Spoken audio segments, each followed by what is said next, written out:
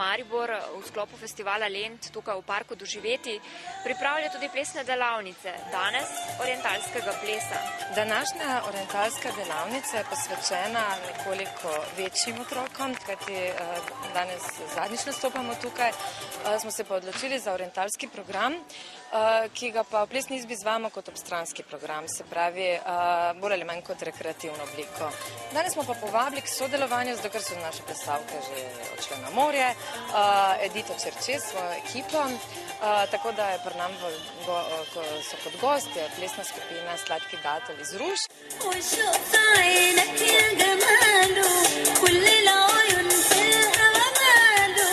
Vse skozi, ko poteka delo na orientalskih plesih, sem presenečena, ker resnično prodira k nam v Slovenijo, pa čeprav je v Ameriko prodrl že v 60 letih prejšnjega stoletja.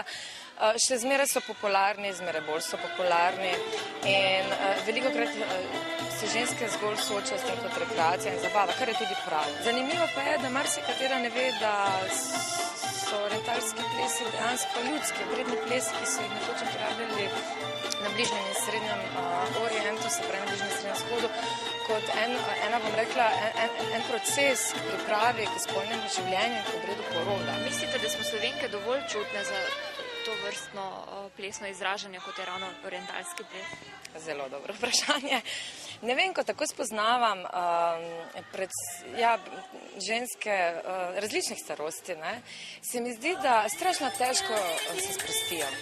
Ampak ko prodrejo tisto bariero, tisto mejo, potem pa pride ena taka energija ven, ki bi jo lahko že prej izkoristili. Lahko za konec našim obiskovalcem spletnega portala pokažete nekaj osnovnih gibov orientalskega plesa? Jaz bom rekla tako, moja učiteljica Jasna Knez je zmeraj rekla, veste, tu je mehko in nežno, prijetno, zapeljivo, mistično. Tu spodaj pa vemo, zakaj se gre, ali gnetemo, ali pa sunemo.